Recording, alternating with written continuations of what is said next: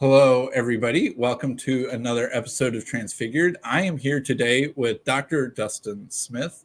Dustin has been on my channel before. He is the host of the Biblical Unitarian podcast, which I still sometimes elbow him about because I'm like, at this point, there are multiple Biblical Unitarian podcasts, but I suppose you coined the name first.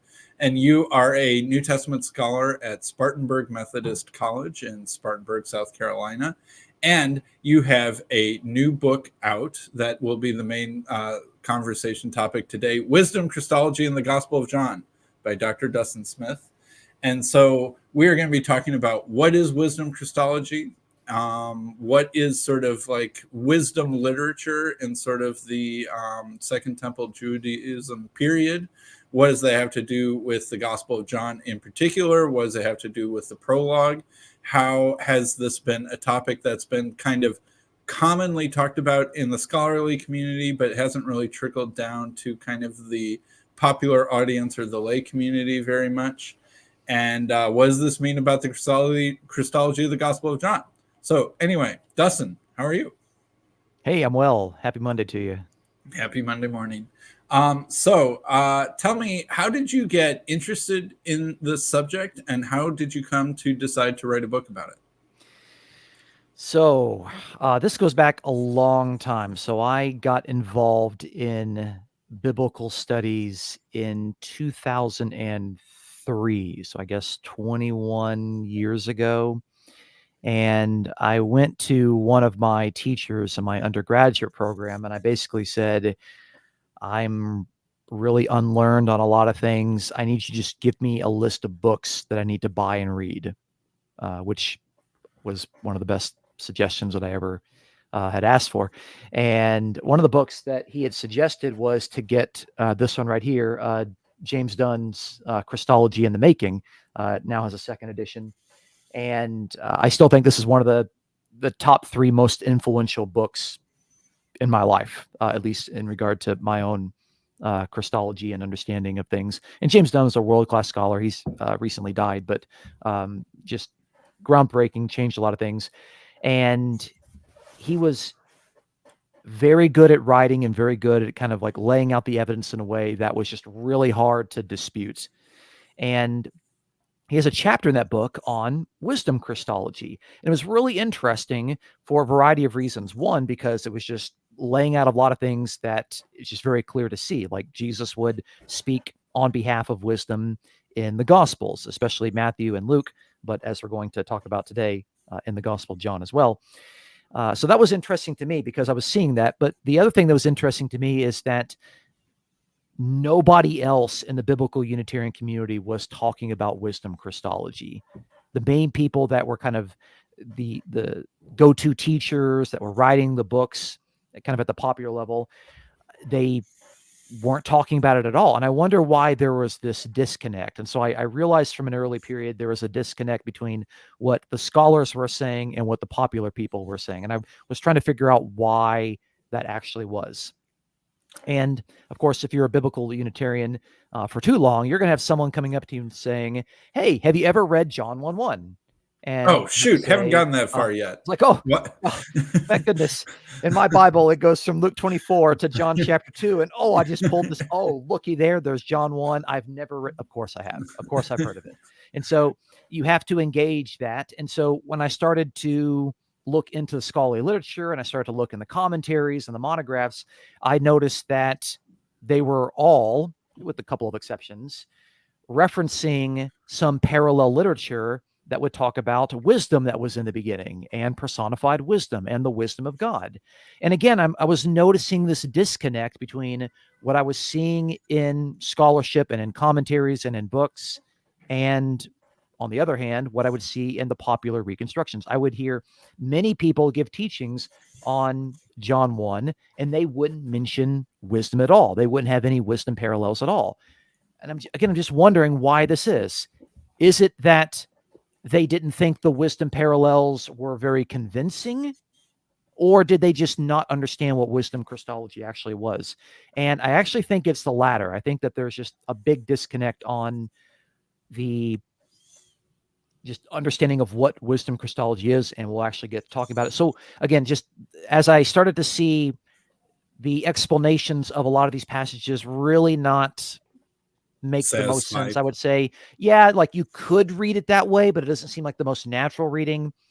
And as I started to see that just scholarship was over and over and over saying that there were wisdom parallels, not only in the prologue, but also in the New Testament, then I really just wanted to look into this and to seek it out. And so, whenever you read a book, I don't know if you're like me, you read a book that you really like and it'll footnote 3 other books. And you're like, great, I just read 1 book and now I got 3 more books I got to read. And then you read those books and they'll footnote 3 more. And then now your 3 turned into 9.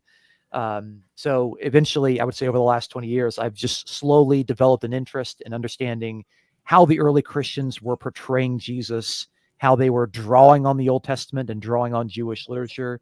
And it's been impressed upon me in my graduate studies that Jesus is a Jew and he must be understood in his Jewish setting. It's kind of like this maxim that gets repeated.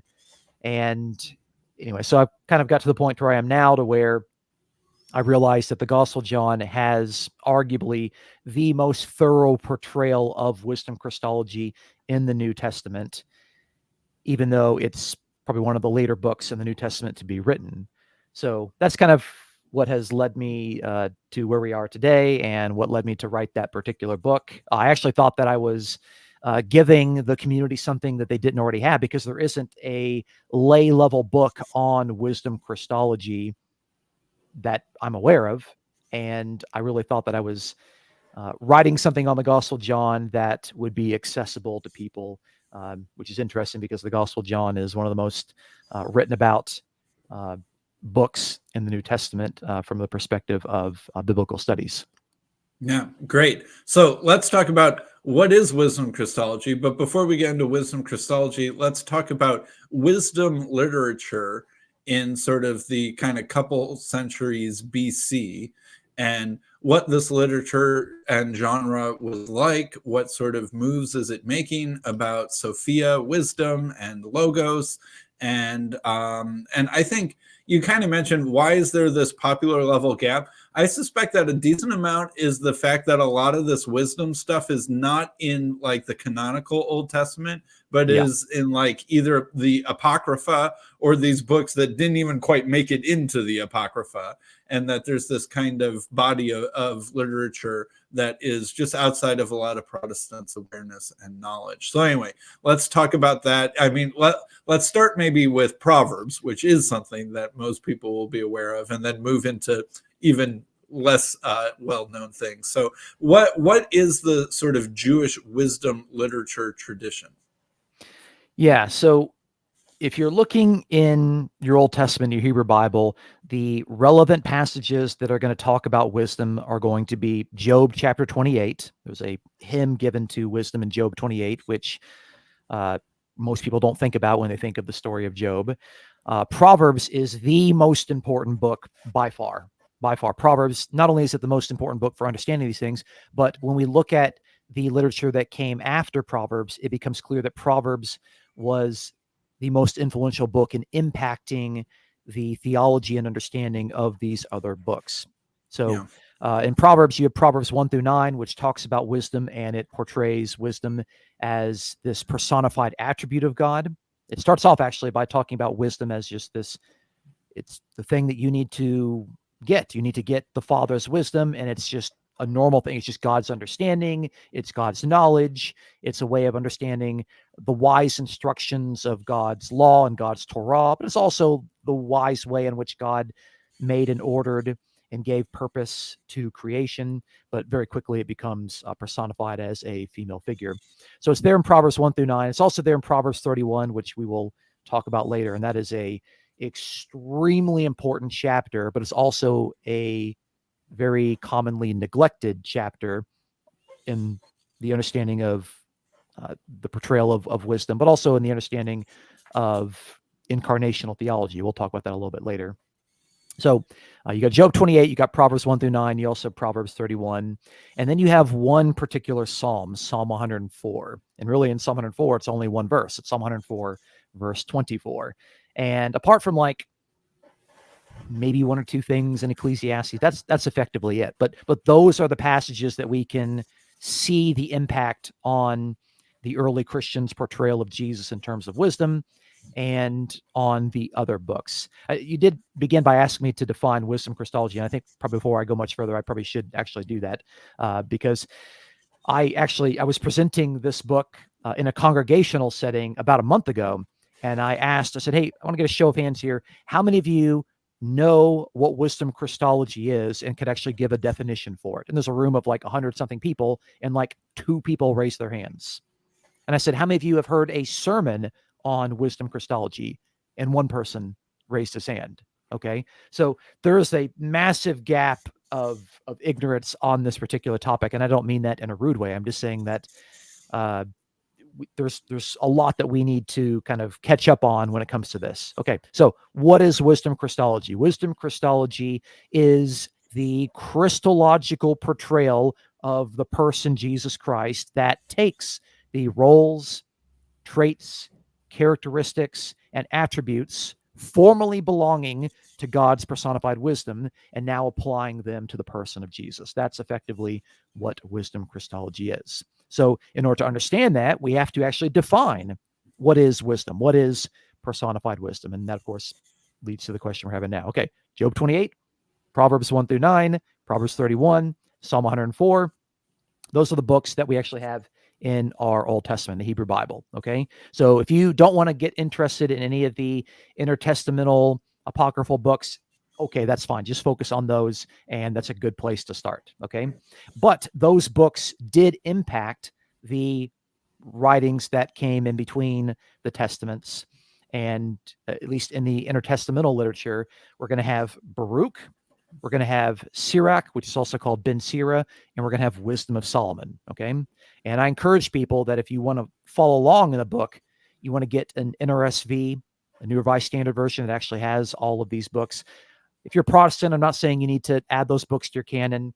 I would say that's probably the most difficult thing with my book, is trying to encourage people to read this Jewish literature, even though most of them are Protestants and they don't regard those books as inspired. I'm not saying you need to think that they're inspired, but let's look at them and to see how this context, how this background has impacted the writer of the 4th gospel in his portrayal of Jesus. And not only him, but also the earlier writers of the New Testament, the synoptic writers, Paul, Hebrews, it's all over the place.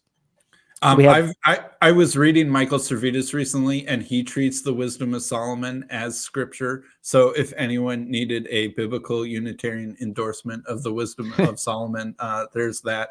But part of your point is whether or not you treat it as scripture, we are treating these things as relevant information about the background, culture, knowledge, assumptions, theological environment that is shaping the audience and authors and context of the New Testament books and early Christianity. Yeah. All right.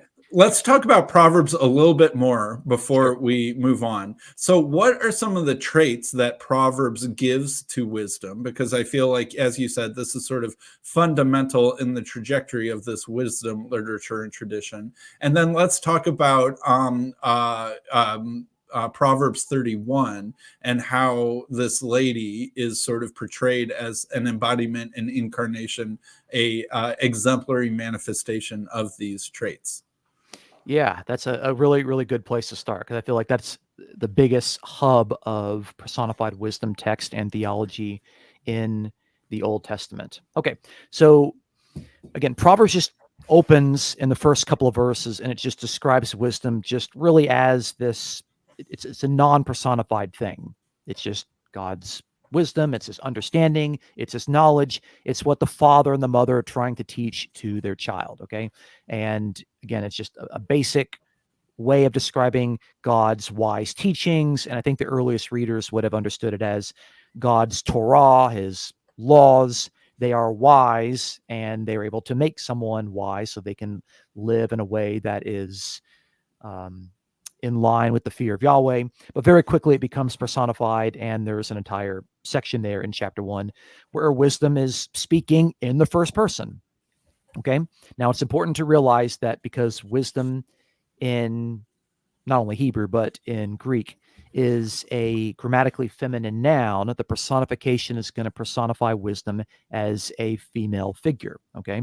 The pronouns are going to be feminine. The verbs are going to be third person feminine. Okay.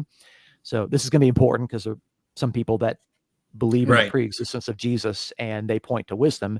And I'm saying you don't believe in the preexistence of the Son because this is not a son. This is a female figure, and they have to rethink their view of that. But that, again, is, I think, misunderstanding what a personification is, and they're reading that personification as if it's an actual conscious female person. And I think that's to misunderstand the poetry. Notice the books that these are in: Job, Proverbs, and Psalms. These are the poetry books. Okay, you read them expecting poetry, and that's naturally what's taking place there.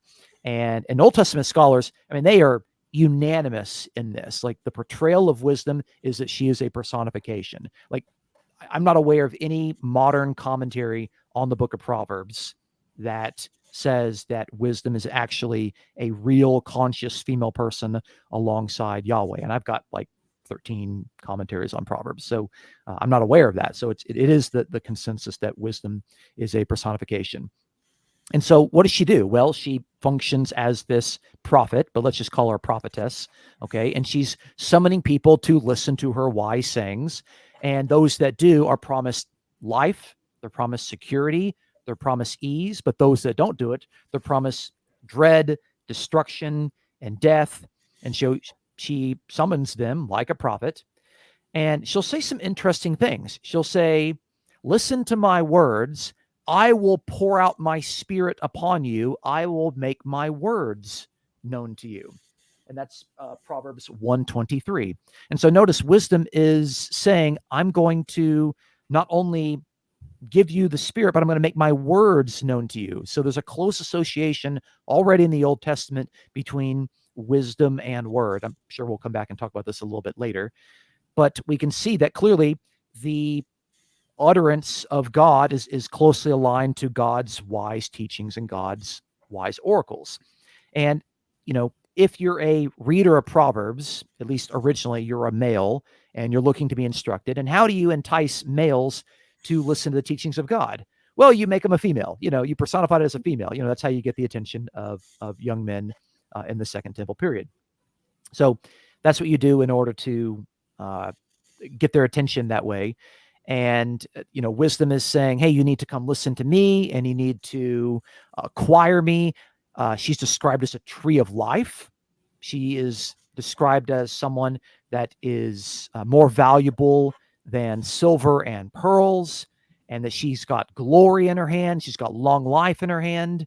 And you can see this personification. And the whole point is that if we can acquire God's wise teachings, then we're going to find long life. We're going to attain God's glory. We're going to find something that is more valuable than money and possessions. And again, I think the average reader of Proverbs would kind of read through that and say, yeah, I get that. That makes a lot of sense. So that's just kind of the general sense of personification. The main chapters there are going to be chapter 1, chapter 2, chapter 3, chapter 8, certainly. That's kind of the climactic one. And then chapter 9, to where wisdom is a home builder who offers forth bread and wine, which is going to be interesting a little bit later when we talk about Jesus offering forth bread and wine. And she sends forth her maidens, and she's saying, hey, come to me. But you have this personified Lady Folly, the opposite of wisdom, who's also summoning people into her house. And the whole point is that if you're the reader, are you going to follow after Lady Wisdom, or are you going to follow after Lady Folly? If you follow after Lady Wisdom, you're going to find life. If you follow after Lady Folly, you're going to die. And so that's the way that the author, the sages, the poets are trying to entice the readers to accept the teaching from the wise creator of the universe. Yeah. And in Proverbs 8 specifically, there's a lot of talk of connection between wisdom and creation. Yeah. And like, as I read through the early church fathers and the Arian controversy, I think that the most talked about passage regarding the Christology in the 4th century is actually Proverbs chapter 8. No doubt. And it is extremely focused on, and interpreted and counter interpreted and argued about. So the early Christian centuries were very self-aware that Proverbs 8 was a very important chapter when it came to how exactly does Proverbs chapter 8 interact with or identify with or not identify with Jesus or the Son. And so do you want to talk a little bit more about what specifically is going on in Proverbs chapter 8? Yeah. So Proverbs 8 is another one of these personified first-person speeches that are in Proverbs. So you basically have it in chapter 1 and you have it in chapter 8. And Proverbs 8 starts off by kind of saying, hey, she's there in public places. She's summoning people to listen to her, and she is speaking forth her words. And then she gives the reason why you need to listen to her. And the reason why you need to listen to her is that she's ancient. She's very ancient. And she's going to talk about how she is so ancient that she was back there when Yahweh created all these things. And so starting in verse 22, it'll say that, before creation, I was there. I was alongside him. I was with him. And it's interesting because wisdom doesn't actually say that she did the creating. She's very, very careful to say that it is God that did the creating. It is Yahweh that did the creating, and she never actually takes that place. It is said earlier in chapter 3, verses 19 through 20, that Yahweh, with wisdom, created the heavens, and with his understanding and with his knowledge, he made all of these things. So wisdom is the agent, the personified agent of creation, but Yahweh is the creator. Wisdom is not the creator. And so that's very important, especially when we start to see how these passages are brought into the New Testament. So that gives her legitimacy as to why you need to listen to her, because she's ancient, and she's like, hey, I was there, excuse me, a long, long time ago, and I was beside him, and I was laughing and rejoicing when all these things were taking place, and that indicates that we should listen to what she has to say, okay? Because old people are meant to have more legitimacy in what they're saying. You listen to your elders, listen to your parents. The older someone was back in that culture, the more qualified they were to speak. And so, God's wisdom was either created or it was acquired. There's kind of this ambiguous verb in Proverbs 8, verse 22. The Septuagint took it as created. Yeah. But I think that when I have talked to some specialists on the book of Proverbs, and I asked, why is it that we have this ambiguous verb? Which way should we interpret it? And I got some really, really good sage advice, no pun intended. And one particular scholar, Christine Yoder, who is my colleague at Columbia Theological Seminary before I took my new position, she wrote a commentary on Proverbs in the Abington Old Testament series.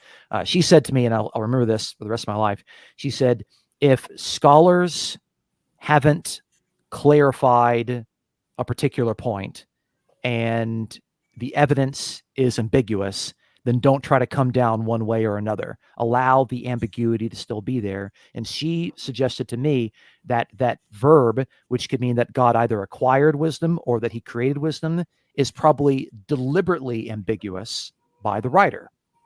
And I thought that's some really, really good advice for me. So now granted, the Septuagint translator had to put it into Greek, and the Greek translation couldn't carry that ambiguity.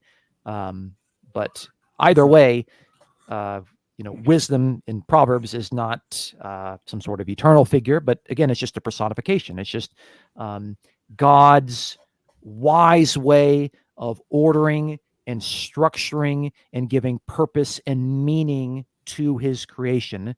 And the purpose, I think, of Proverbs is to say that, look, if wisdom was good enough for the creator of the universe to use in ordering and structuring creation, then it's good enough for us to use and acquire in order to live godly and wise lives. That's the logic behind why wisdom is kind of thrown back there in pre-existence. I think that's the logic of how it works there.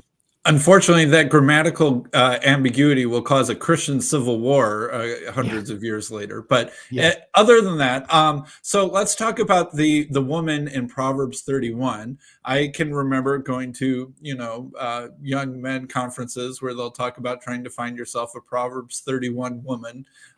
So who is this woman in Proverbs 31, and what is her connection to wisdom? And what does that have to say about sort of the embodiment of wisdom in human figures? Yeah. So we're recording this the day after Mother's Day, and many of you probably heard a Mother's Day sermon that actually preached on Proverbs 31. I know that I did, so it's kind of interesting. So I'm listening to this very, very carefully when I'm hearing the sermon, and kind of seeing what sort of details are brought out of it. And this is something that I stumbled upon.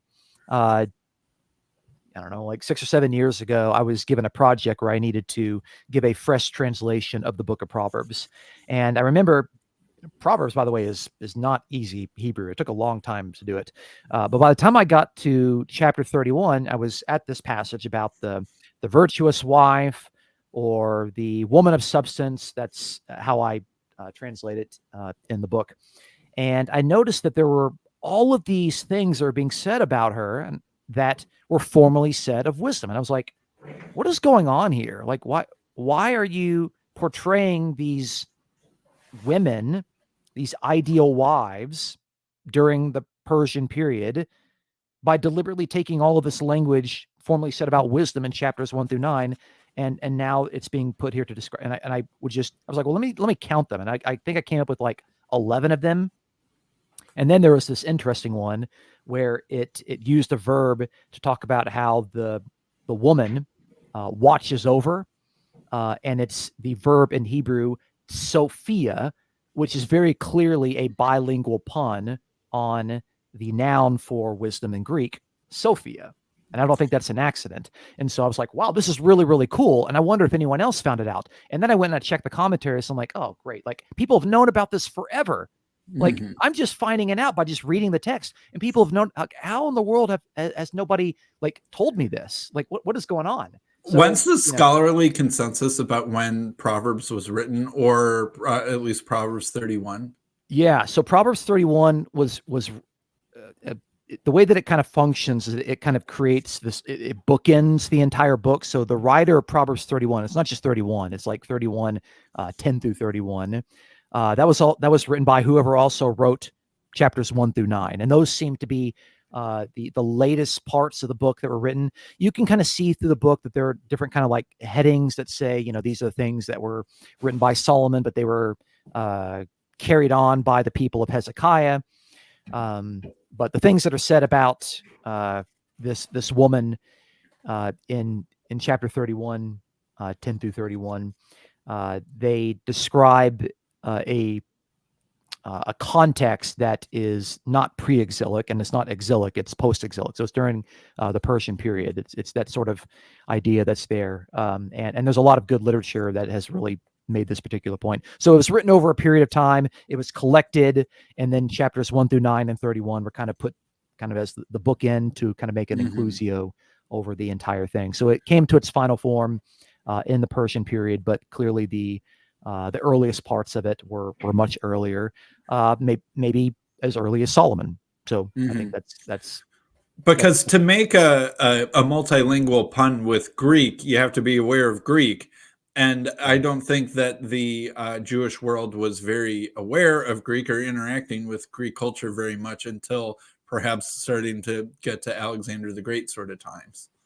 Yeah. So it depends like when in the Persian period it is, because obviously the Persian period is eclipsed by the Greek period with the rise of Alexander the Great and his Greek conquest. But to me, I don't think that's accidental, and I've found a number of commentators that have said this is an intentional bilingual pun. Anyway, so the point is, we have this woman, and she is described with like a dozen of the traits formally describing wisdom. And I'm like, okay, what is going on here? Like the reader is going to see this. Like any reader that's reading in Hebrew is going to see what's going on here. Okay, this woman is someone that is the embodiment, and some scholars are actually using the word incarnation, of personified wisdom. The same wisdom that God used as the instrumental agent to create the heavens and the earth is now embodied in these ideal women that women can, ideally live and emulate, and that men are supposed to look to, of course, acquire and bless and marry and that sort of stuff there. So it was a very practical way of actually giving women, or female readers of Proverbs, something very tangible to do in a book that is primarily written to a male audience. But the scholars today, in the commentaries on Proverbs, they will use incarnation language to describe what this woman is. They will say that these ideal women in Proverbs 31 are the incarnation of personified wisdom. And if that's true, and I think it is, then we have the earliest datable point of the theology of incarnation in Jewish and Christian history, and it's the incarnation of a personification, not a conscious person alongside God. And I think that's really, really important as we're kind of looking at where this is all going to be pointing towards the Gospel of John. Yeah. And wisdom isn't something that's simply spoken. It's something that's acted out and embodied, and that the virtues are, lived out and seen in people. And that it is this kind of holistic sense of what wisdom is. It's part of, God uses it, and wisdom is with God when he's creating. It has all of these admirable attributes if you seek after it and find it, from wealth to, not making mistakes, to not dying, to staying in God's ways. And then these things get sort of magnificently embodied in this lady at the end. And it's fitting that it's a lady, because then the genders match up and that sort of thing. And it takes this, it's this young, maybe not quite fully grown man who's like, you're tapping into his desires to look for women, and that you're kind of redirecting that into looking for wisdom, which is even higher than just looking for a woman. But then it's kind of also connected back to, but you can actually even find these traits in women who embody them. And that's sort of Proverbs point. So let's move on to some of the other intertestamental literature. How are these themes of wisdom and the embodiment of wisdom continued on and taken up in some of these other books? Yeah, so we had mentioned already that Proverbs is the most important book when it comes to this stuff. So the subsequent books, it's very, very clear that they are indebted to Proverbs, but not just Proverbs. Like Baruch is very clearly indebted to Job 28, and this theology is there. So these books, Baruch, Ben Sirach, and Wisdom of Solomon, are all written after Job, Proverbs, and Psalms. Okay, so they're reading these books; they're indebted to them, and then when you get to the New Testament, you have writers that are indebted to most of those books, which is really, really interesting. So I have an entire chapter where I go through all of the wisdom references. So if we just sat here and talked about that, we'd be here for a long time. So I kind of want to focus on one or two in particular, and I want to look at Sirach, at Ben Sirach, written around the year 180 BC. Okay, so about 200 years before Jesus' ministry. And Ben Sirach will have very clear pointers that indicates that it has been impacted by not only the theology of the book of Proverbs, but also the structure of the book of Proverbs. Because Sirach is going to start out by talking about Lady Wisdom, personified wisdom. And in chapter 24, it'll have Lady Wisdom speaking in the first person saying, hey, I was alongside God and I came forth from the mouth of God. Notice again that connection there between wisdom and God's words. If she comes out of the mouth of God, she's closely related to God's words. And she came down out of heaven and she dwelt among Jacob. In fact, she tabernacled among Jacob, which we'll talk about a little bit later when it comes to the Johannine prologue. And where can she be found? Well, she can be found in the law, the commandments, in the Torah. I wouldn't call that an incarnation, because I think incarnation involves the carne, the flesh part of things. And in textification.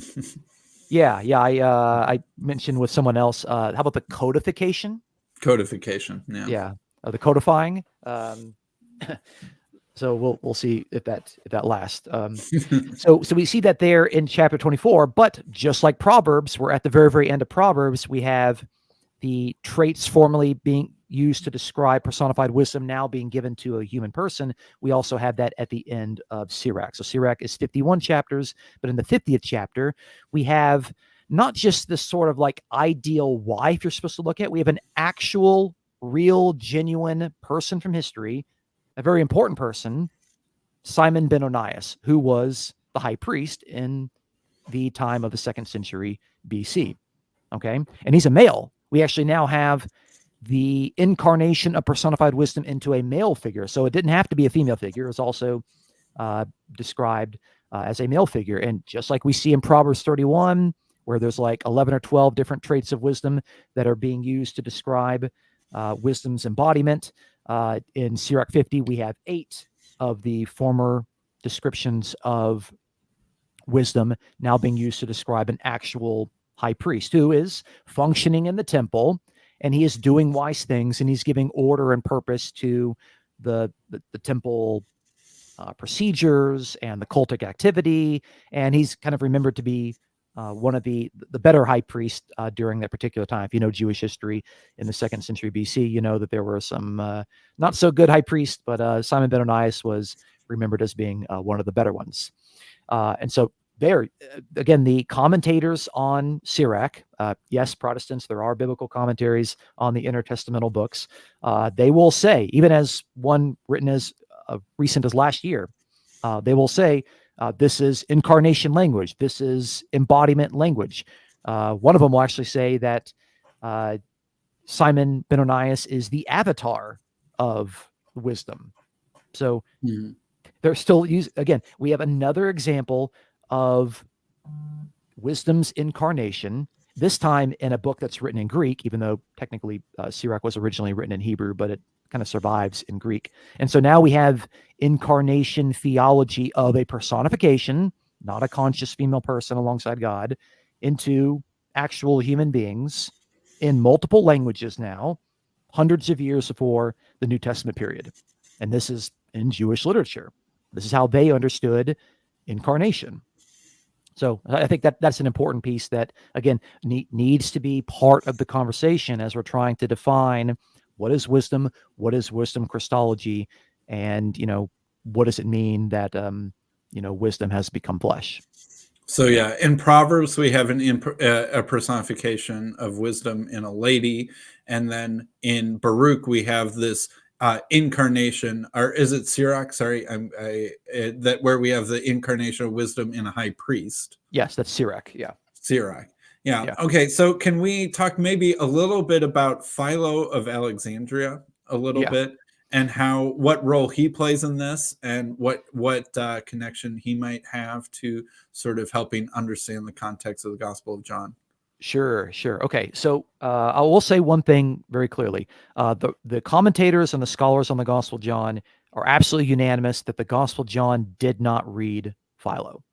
Okay, that is very, very clear. So, so we just that's the consensus, and if someone wants to disagree with that, they've got to give a more persuasive reading of that sort of stuff there. But Sure. Philo shows the sort of things that a Greek-speaking Jew was actually saying in the 1st century. So Philo was writing during the time of Jesus' ministry and when Paul was being educated, and, at the beginning of the 1st century. And Philo is a prolific writer. The writings of Philo are more voluminous than all the New Testament books combined. Okay. And if you write shockingly, we still have them, which is another amazing thing. And they were mostly preserved by Christians. They weren't preserved by Jews. And so we still have a book longer than the New Testament itself. That's the collection of the writings of Philo. Yeah. And Philo has a lot to say about the figure of wisdom, still a personification. I think Sophia, the noun for wisdom in Greek, appears in Philo about 200 times. And that might seem like a lot, but then when you see that he talks about the Logos over 1,000 times, you're like, oh, that's really not that much by comparison. And Philo is a complex writer, no doubt. Okay. And he is influenced by Greek philosophy and Platonism. That's there. And Philo is a little bit sexist. And by a little bit, I mean, yeah, there's really no way to say he's not. Okay. Yeah, ontological sexism. Yeah. So, but Philo also shows evidence of early first century Jews believing in this incarnation of wisdom. And Philo will actually give 4 particular women in which he will just say these women are wisdom. And that's Sarah, Rebecca, Leah, and Zipporah, the wife of Moses. And so it's almost like successive incarnations of wisdom. And Philo will just flat out say, Sarah is wisdom. Boom, just like that. But he'll also say, God the Father created all things through wisdom. So wisdom is, again, the personified agent of the Father creating. And also wisdom is Sarah.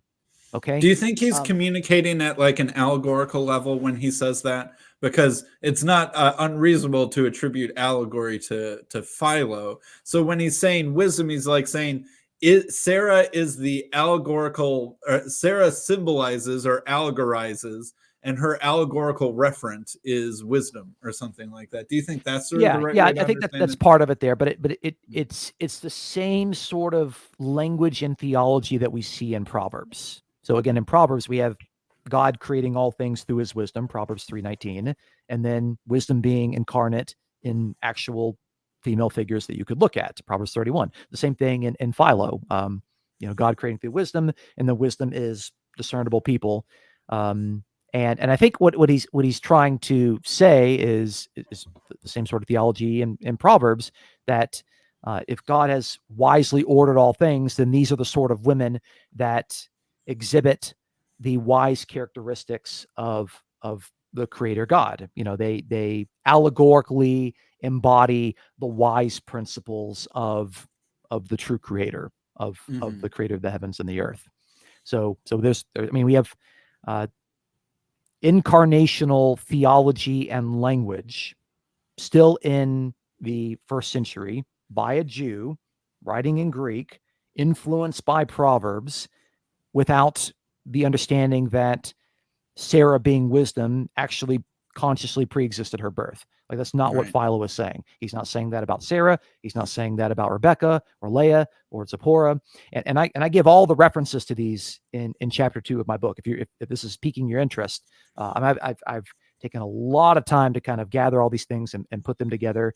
And I quote scholars on Philo who say this is incarnation. That's what this is. So they're seeing this as well. And there's another passage in between Sirach and Philo from the Dead Sea Scrolls 1Q20, which we won't go into right here. But we basically have 4 major Jewish works before the writings of the New Testament that exhibit incarnational theology of wisdom as a personification, without portraying wisdom as a conscious female person that actually pre-exists, at least consciously. Sure. So this question doesn't have super strong bearing on the Gospel of John, but I'm still curious what your take on it is. Sure. Do you think that Philo treats the logos or wisdom as something more than an attribute and something bordering on like a secondary God or a kind of a hypostasis, you could say, that is its own sort of person underneath and related to the big God? Or do you think that that's taking him too far and that he's still in the realm of sort of active attribute or something like that? Yeah. So Philo won't say that wisdom is a second God. He will, I think, on a couple occasions use that to describe the logos, but we have to let Philo define what he means by that. We can't just interpret it, by what we think a second God might be, as if Philo is now a Binitarian. Philo in other places will say, there is only one God and there are no others. So he affirms Jewish monotheism, even though he is a platonically minded Greek-speaking Jewish writer. But he can, in some sense, describe the logos, not wisdom, as a deuteros theos, a second God. But again, it would take a little bit more, and not knowing that question was going to come up, I didn't Sure.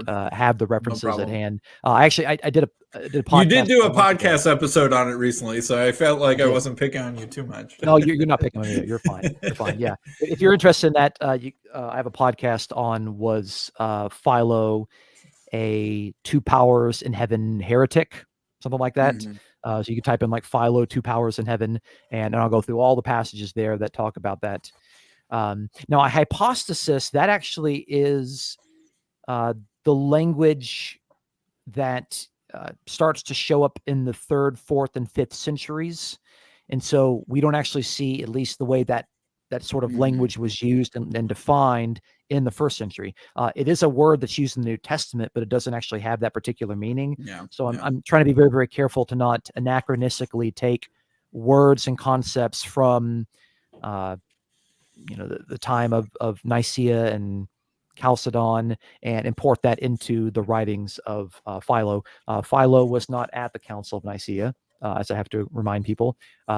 So I don't think that he would have regarded personified wisdom or the personified logos as a hypostasis in that sense. Okay. Sure. Fair enough. All right. Let's move on then to the Gospel of John. I think we've done a good job sort of laying the background and the framework. And again, we're really just scratching the surface. I certainly do not mean to give any impression that we have fully covered the contents that Dustin has on this subject in his book. So if I hope that this piques your interest to buy the book, not that you feel like, oh, no, I don't need to buy the book, because there is a lot more and a lot more details. So I'd recommend people check that out.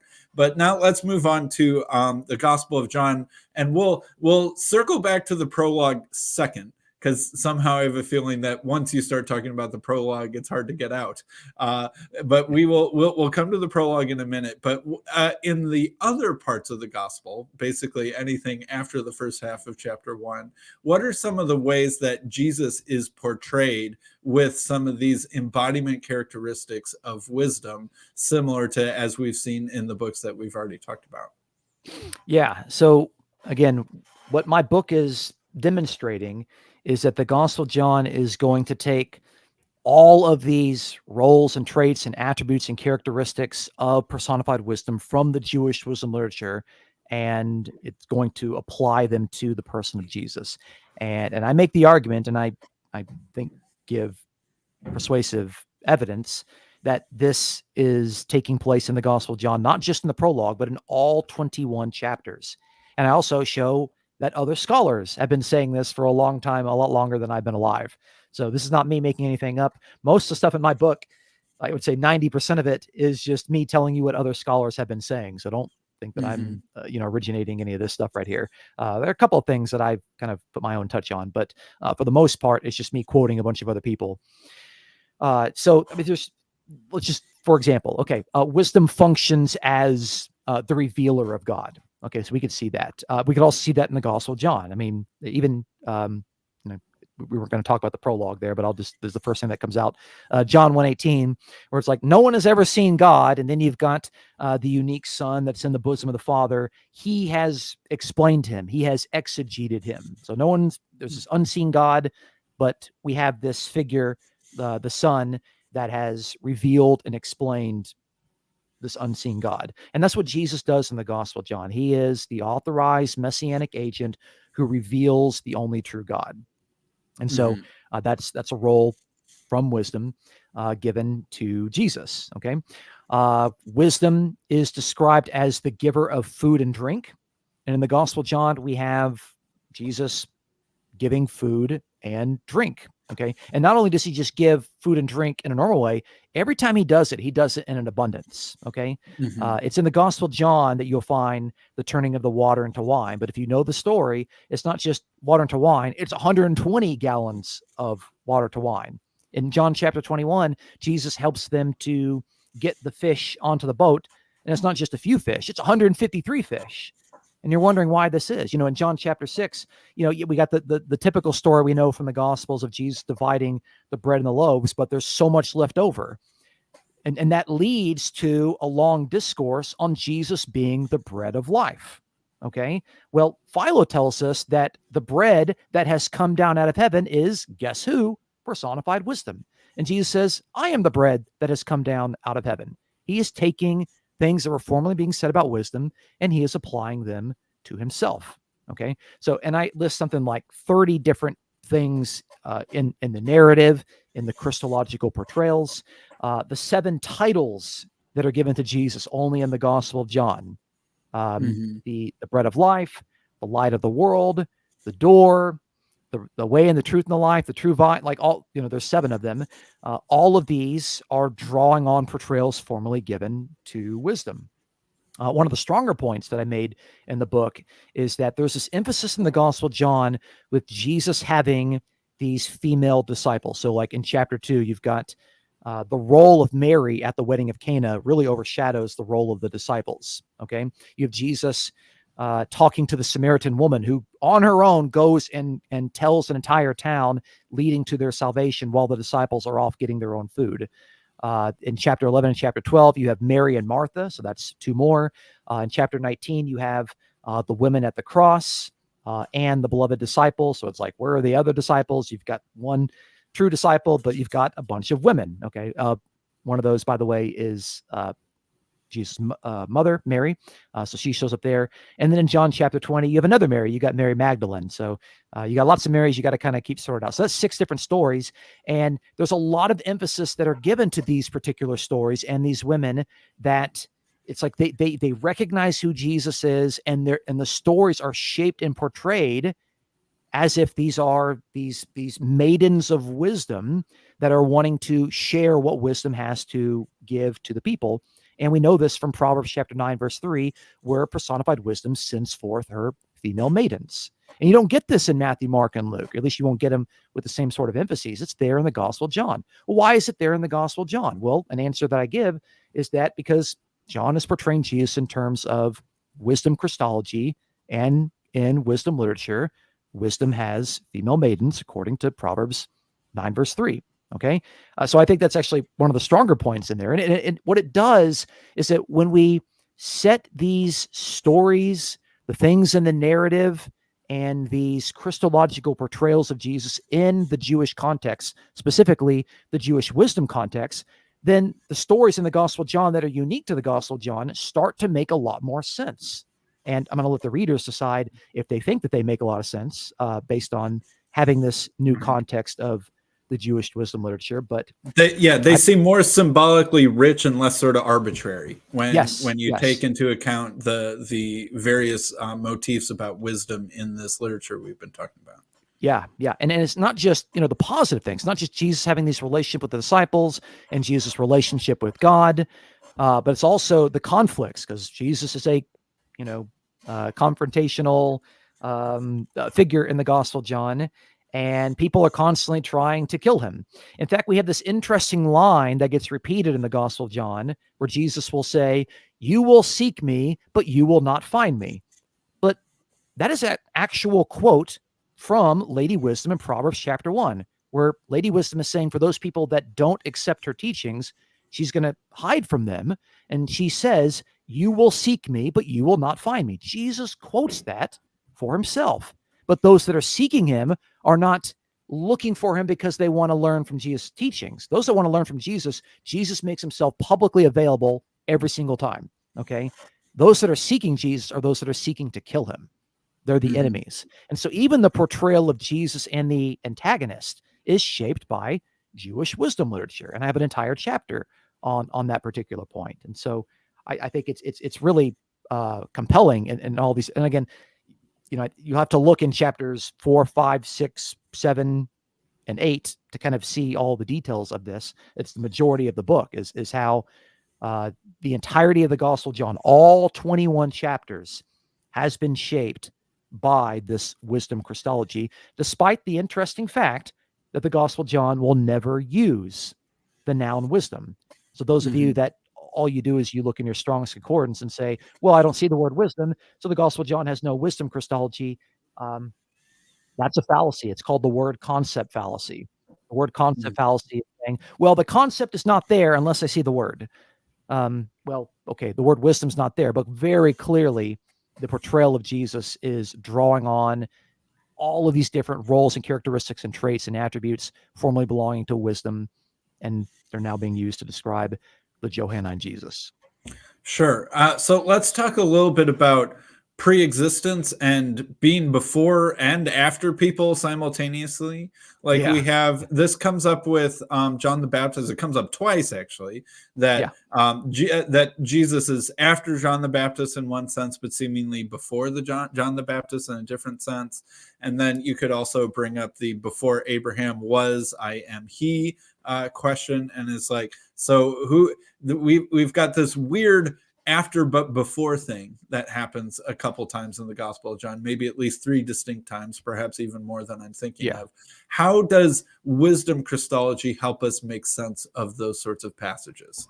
Yeah. So one of the things that I do is I look at least the 2 John the Baptist passages, which are John 1:15 and John 1:30.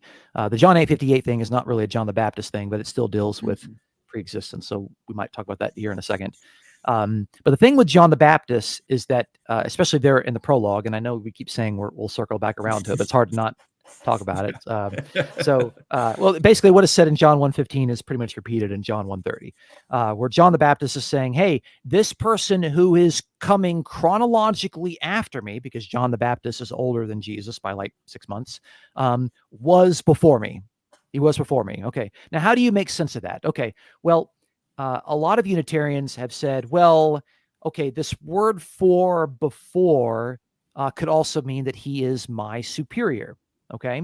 And I used to be convinced of that reading, but I don't think that takes into account the wisdom Christology, because what we actually have in my reading of the prologue is that in the beginning was the word, and that this word is a known synonym for wisdom. And so readers of the prologue would see all these things that are being said about the word as having formerly being said about God's wisdom. So they could read it as saying, in the beginning was wisdom. So what was it that actually pre-existed? Okay. It's not the Son. It's not Jesus himself. It was the word that was in the beginning with God that came down and became flesh. Or it was the wisdom that was in the beginning with God that came down and became flesh. Okay.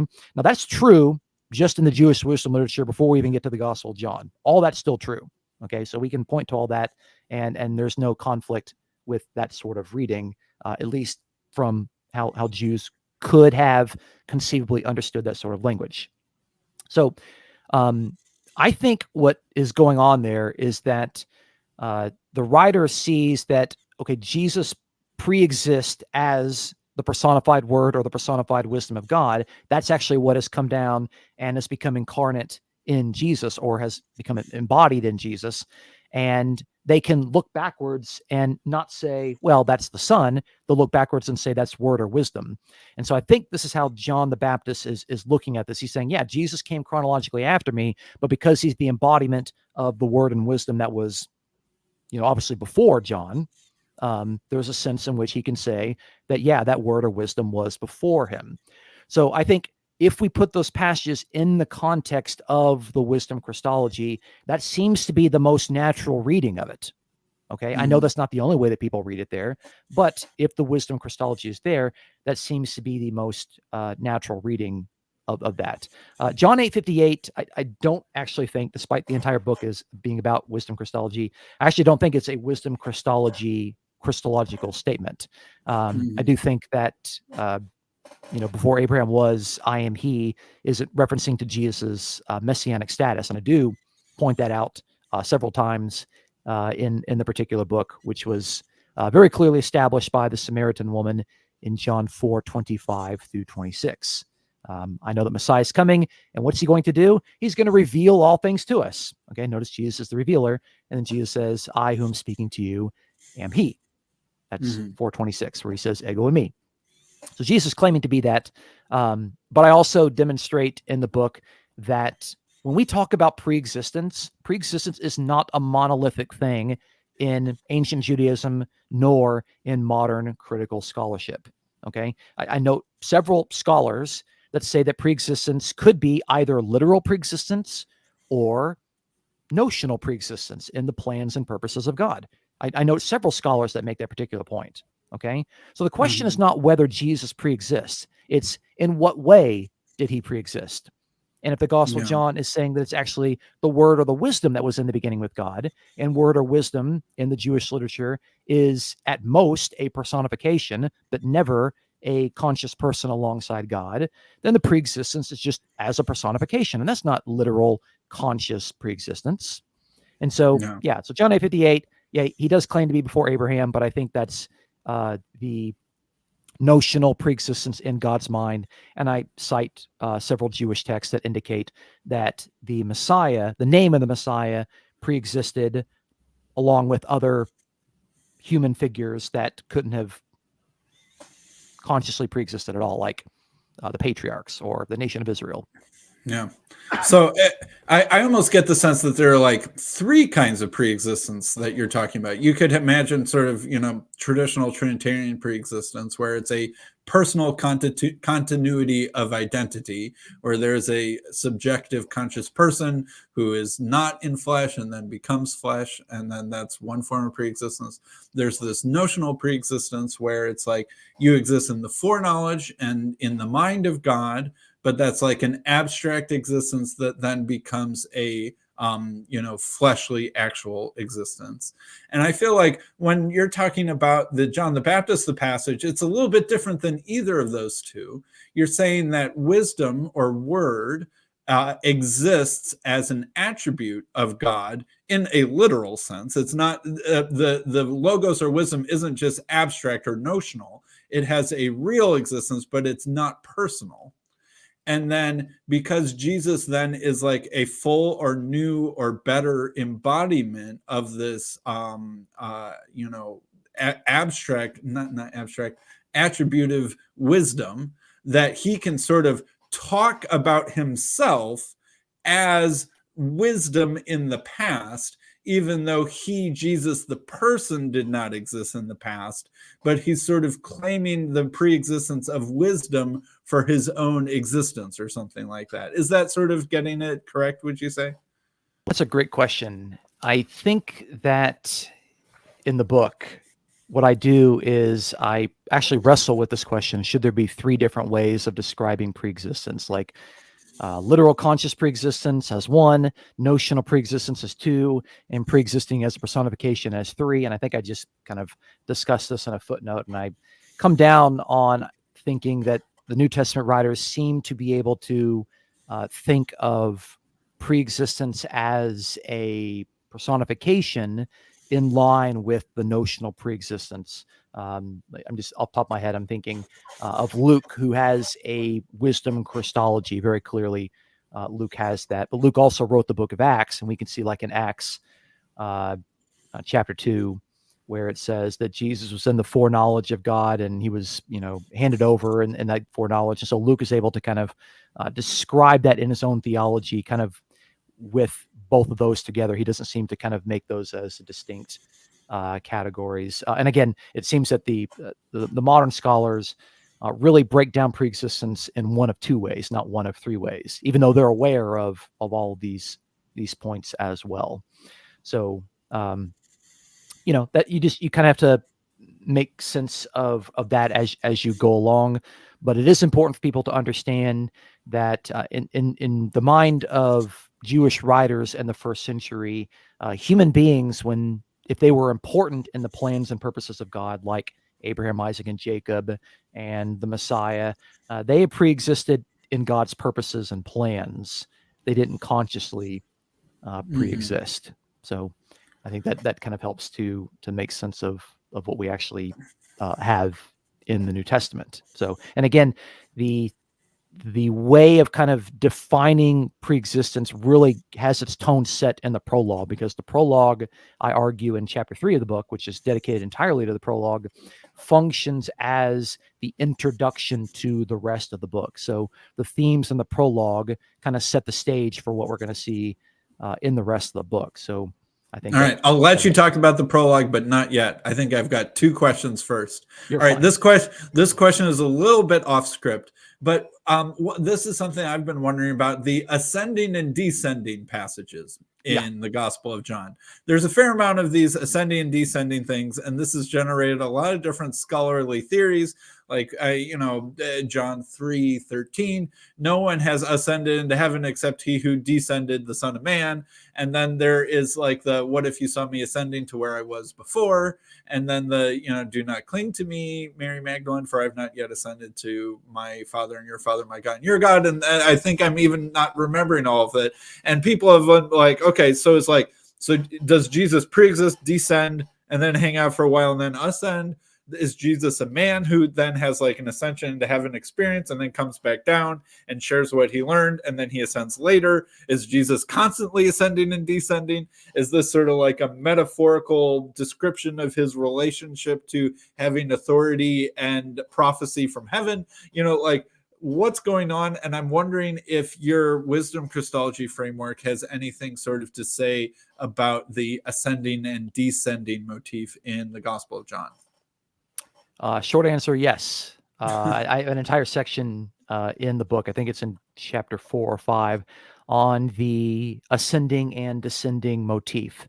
And what I do is I say, okay, we got these passages, and you pointed them out. There's John 3:13, there's John 6:62. The John 20:17 is just simply the ascension. And I say, okay, if we put these in the context of Jewish wisdom literature, what would they be saying? And we know from Jewish wisdom literature that wisdom is something that has descended from heaven to earth. Okay. And after it completes its mission or it gets rejected, then it returns to its sender. And the sender, of course, is the Father. That much is clear. And so what this actually does is it combines a couple of things. It combines wisdom Christology and it combines the principle of agency. Because one of the tenets of the principle of agency is that God sends forth an agent, and the agent represents God. And after the agent completes its mission, it has to return to the sender. That makes sense. Okay. If you send someone out on a mission, they finish the mission, they have to come back to you. This is why the ascension is so important in the Gospel of John. Jesus is like, I got to return. I got to do this because that's what the agent does when the mission is over. Okay. People have not thought about how the ascension works in terms of wisdom Christology, but that's how it functions. And so I'll give you an interesting passage to think about. In Isaiah 55:11, we have the personification of God's word. And then God says, so my word will go forth from my mouth, and it's not going to return to me without accomplishing all that I desire and not fulfilling the matter for which I sent it. And so God has his word, and the word is personified to the point where God can send it out on a mission. Okay. It comes forth from his mouth, but the word, when it's done with the mission, is going to return to him. Okay. But no one thinks that word is the Son in Isaiah 55:11. That's just the personification of God's speech. He's going to say something and utter something, and it's going to complete his mission. And because God says it, that's the way it's going to take place. So if we have in the Jewish wisdom literature, we have wisdom descending and ascending. And in the Gospel of John, if wisdom descends, becomes incarnate in Jesus, who still is wisdom, still is the word, and then after his mission, he ascends, after his resurrection, then I think that makes sense of it. I think that that's just a way of reading it that takes into account the wisdom Christology, and it also takes into account the principle of agency that's there. But it also adds another thing, because in John 3:13 and in John 6:62, it's the Son of Man who does this.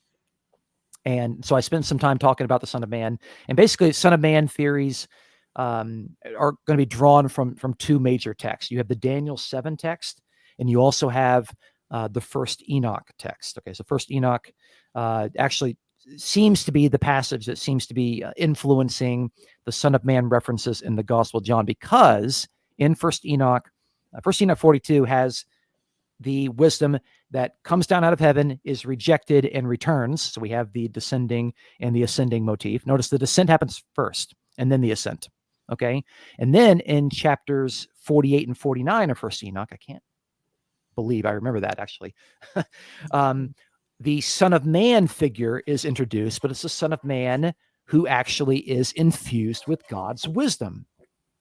So you learn in First Enoch that wisdom is not going to be available to people if they reject it. But if you want it, you have to get it from the Son of Man figure.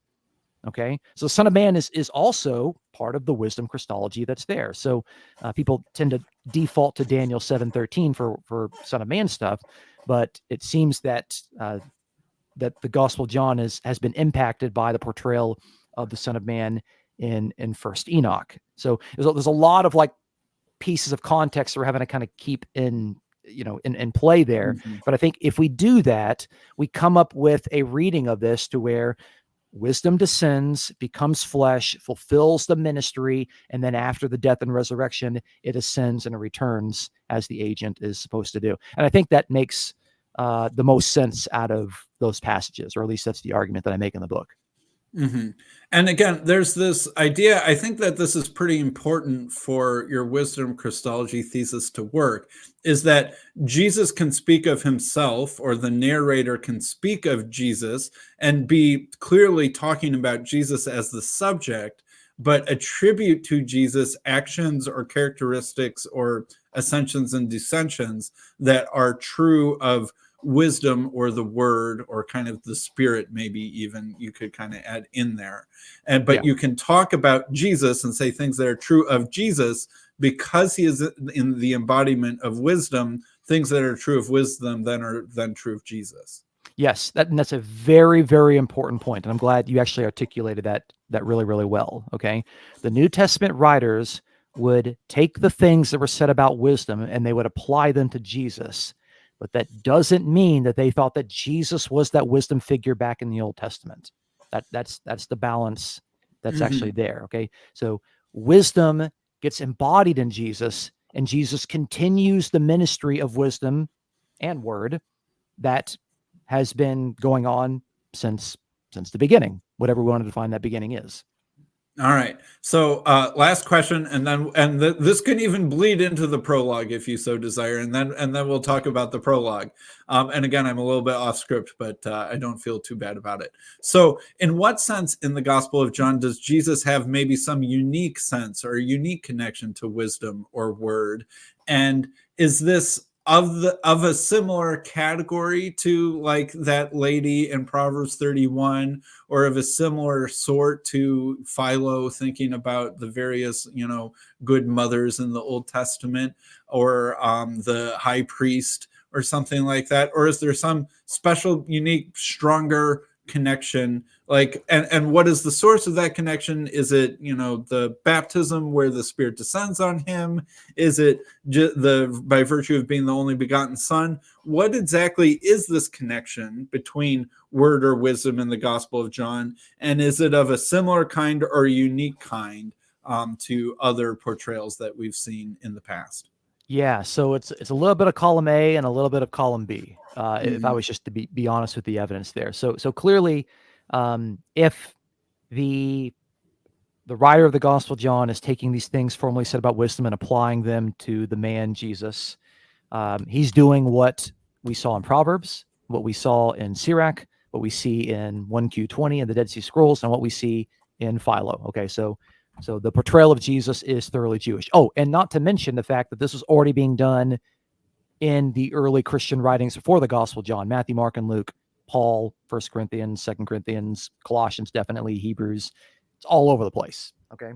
And I detail that in chapter 1 of my book. So the Gospel of John is just continuing this early Christian trend of wisdom Christology, which is interesting because that actually shows that wisdom Christology predated Logos Christology by, depending on whenever you think the earliest statement was. If you trace the statements back to the historical Jesus, then wisdom Christology was around for 60 years before the Gospel of John.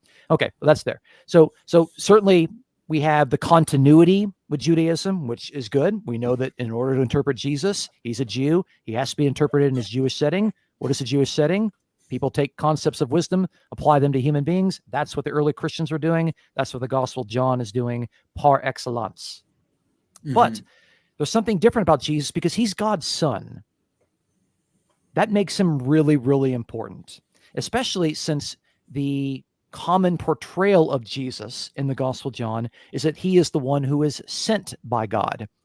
And if you think about it, what does the God do in the Gospel of John? Not much. He doesn't talk much. But when he is described, he's most commonly described as the one who sent Jesus. That's what God does. God sends Jesus. What is Jesus? He's the one who is sent by God. Clearly, God is the sender and Jesus is the one who is sent. So there we have the principle of agency. Jesus is the agent of God. Now, in the principle of agency, lots of people could be agents, okay? You can send a slave, you can send a hired worker, you can send an envoy, but the most qualified person you could send to be an agent in the Jewish world was a father's own son. That was considered to be the most qualified person. So, like the parable of the wicked tenants is probably, yes, is absolutely, a great yes. example. It makes that point. It's like, oh, I'm sending the son. Surely they will listen to him on that understanding that he is, considered to be more authoritative than just hired hands. Okay, so there's a sense to where there's a definitely a unique portrayal of Jesus that's there, and this also comes into that question as to, how do we translate this adjective that's used of Jesus in the Gospel of John. It's also in First John. This word monogenes, that's how it's pronounced in the modern Greek. It's in the older translations, it'll be translated as only begotten, but in some of the modern translations, they have started to understand the word as unique or one of a kind. And so it's there in John 1:14, John 1:18, John 3:16, and I think one more time, like maybe John 1:14, 1:18, 3:16, I think like 3:18, and there's one in First John, but it's not there very often. But the sense there is that he, whatever you want to define it as, I mean, there's something special about him. But what's interesting is that this is one of the characteristics that was used to describe none other than, guess who? Personified wisdom in Wisdom of Solomon, chapter 7. Wisdom of Solomon is also monogenes, whatever you want to describe, or however you want to translate that, okay? So I give the argument that it has to do with the uniqueness of the Son, as opposed to being only begotten. I do think Jesus is uniquely begotten, but I don't think that's what that particular adjective actually means. So it's the right doctrine from the wrong word, sort of thing. So a little bit of column A, the portrayal of Jesus as the incarnation of wisdom, or the wisdom made flesh, is certainly very Jewish and is drawing on those former portrayals. But a little bit of column B, that because Jesus is the unique one from the Father at the moment of that incarnation, that means that he is the unique Son, which makes him the most qualified agent that the Father could absolutely send, which means you have to listen to him or you're rejecting the Creator God himself. So Jesus has a relationship to wisdom which is of a kind with some of these earlier portrayals, but is higher in order and degree, or something like that. Yeah, I would say that the incarnation of wisdom in the man Jesus makes Jesus the climactic embodiment of wisdom. It is the locus of God's wise interaction with the world. And I think what the Gospel of John and the early Christians were doing is that they were saying, look, if you're seeking after wisdom, if you're longing after wisdom, don't look for it in the law of Moses. Don't look for it in the scriptures. Look for it here in God's Son. Because again, God's Son is the most authoritative agent, even more than just written scriptures. And so because God's Son is raised to immortality, there's no reason for any other incarnations of wisdom to come after that. I mean, he's the best person who possibly could be the incarnation of wisdom. All right. That sounds good. Let's transition to the prologue. And so what do you think is going on in the prologue, kind of maybe at a high level? You talked about it being a summary, or not a summary, but an introduction. And how does this connect with sort of the wisdom literature tradition? Yeah, so in the book, and in chapter 3, I argue that there are 20 different things that are said about the logos in the prologue over the course of 18 verses that have far more parallels with personified wisdom. And if you're reading through them, you're going to find some of them more persuasive than others, but that's just the way that literature works. Like some literature makes connections much more explicitly than others. But in the beginning was the word. We have lots of places where we have in the beginning was wisdom, using the same Greek phrase, enarche. That's there in the Septuagint of Proverbs. So that's there. Word being with God is one of those things. Wisdom being fully expressive of God, the way that I kind of describe John 1:1c. Wisdom being personification, the creation of all things. I'm going to pause you on Sure. John 1:1c a little bit, Sure, because this is an important one.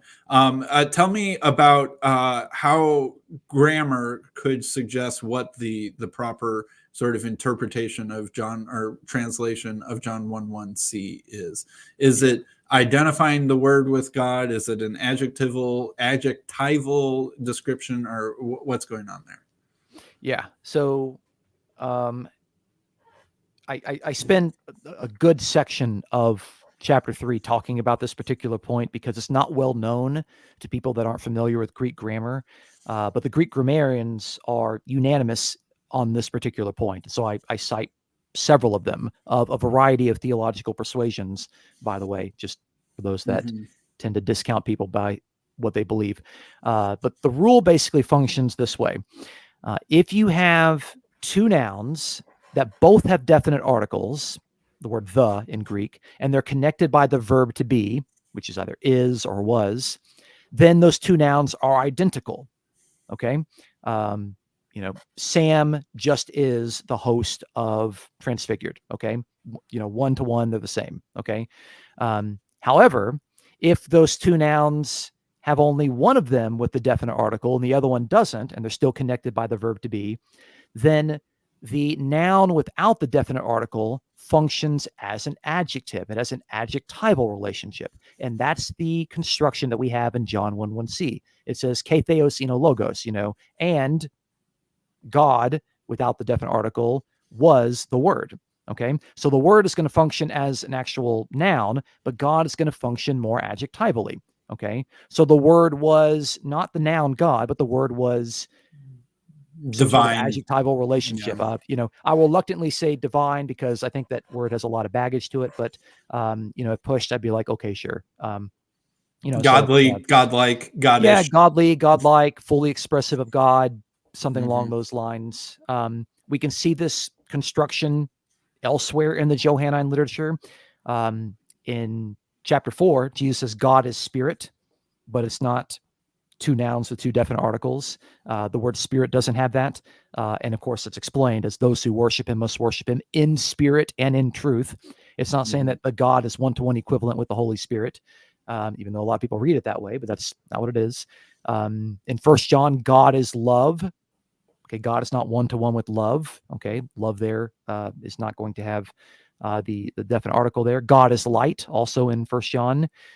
So it's a common phrase that we can see in the literature. And again, I cite grammarians and linguists that all make this particular point that the word, the noun that doesn't have the definite article in this construction is going to function adjectivally, not as a way of connecting it. And again, it wouldn't make sense if in the middle part of John 1:1, the word was with God, if the author went through all of the trouble there to distinguish the word and the God, otheos, or tontheon there, why would he then collapse the two into one? That's nonsensical. It wouldn't make any sense. Okay. So I think my reading of John 1 is grammatically appropriate and it's theologically sound. In the beginning was the word, or in the beginning was wisdom, and that wisdom was with God.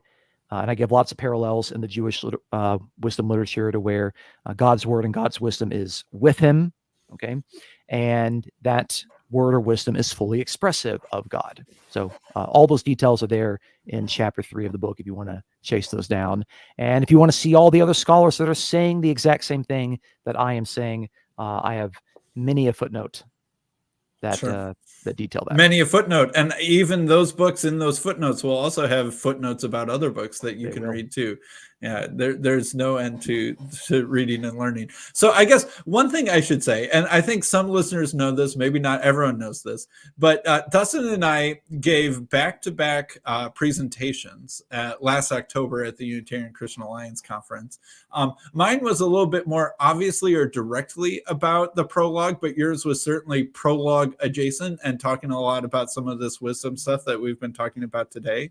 And so we kind of have different takes on the prologue of John. As I've mentioned before, there's sort of two, and I might maybe even put myself in a third category of common takes on the prologue of John.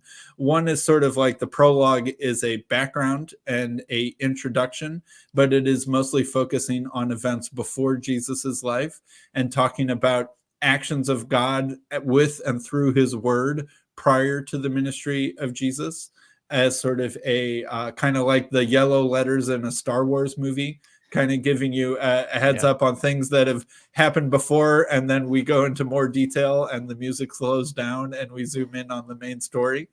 And then there's the other take, which is like, actually the prologue is mostly about the life of Jesus. In that sense, it's more of a summary. And that the actions described have a primary referent of being things that Jesus accomplishes that we will then delve into more detail in the body of the prologue. And so in that sense, the beginning is the beginning of Jesus's ministry, and the things that follow. The word is being used as sort of like a name, title, metonym, something like that for Jesus. And so 1 through 18 are mostly about the life of Jesus. I'm like, why can't we both get along? And that it's an intentional double layered thing. It would be, I think my take would be, it's sort of like if Proverbs 8 and Proverbs 31 were lapped on top of each other in such a way that both were happening at the same time. That we've got this wisdom in the beginning, but we also have this lady, and the lady is embodying the actions, but it's also true of like wisdom in a cosmic sense at the same time, and that you're supposed to kind of go back and forth between the layers and observe the parallels and connections intentionally. Dustin is more in that first camp. And me and Will Barlow are doing our lonely best in camp number 3.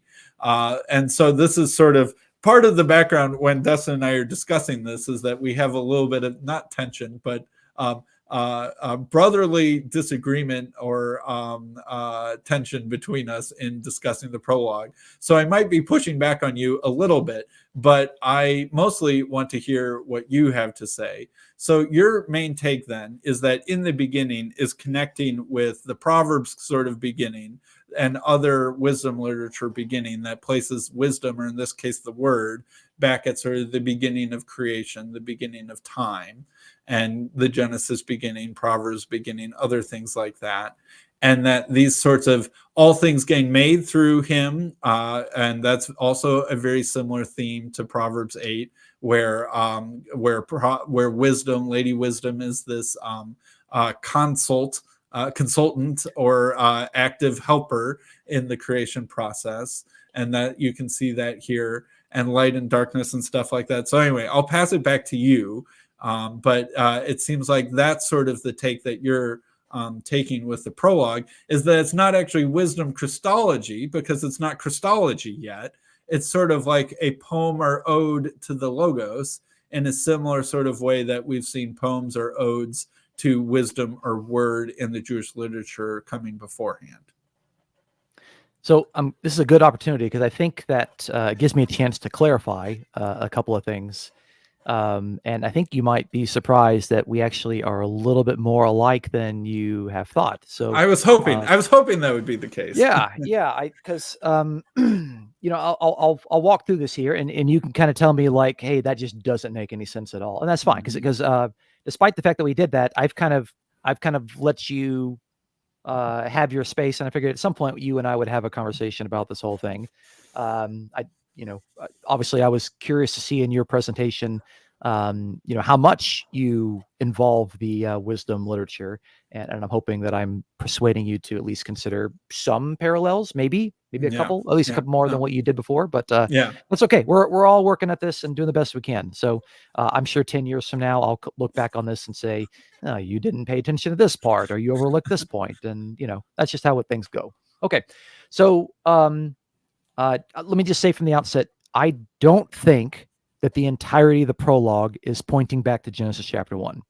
Let me just say that right there. Okay. I don't think you could read it that way. Okay. Right. It's very clear that, at least in my reading, that it starts there and it ends with Jesus being the one that reveals the unseen Father. Okay. And so what that means, okay, so how would you summarize the entire prologue? Like, how would I do that? Okay. I would summarize it by saying that the creative and powerful utterance of God that has parallels with God's wise interaction with creation is now fully embodied in Jesus and reveals the unseen God in a way that continues the way that God has been interacting with the world and with his creation from the very beginning. And thereby you can read the Gospel of John as seeing how Jesus continues what this word of wisdom has been doing as God's agent, personified agent, surely, from the beginning.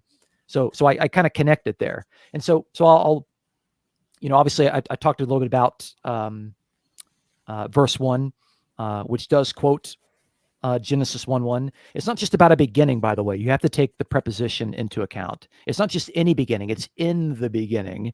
And in the beginning, I think when you have in the beginning with a word that's involving light and life and the creation of all things, the most natural way that I think an ancient reader would have connected that would have been to Genesis chapter 1.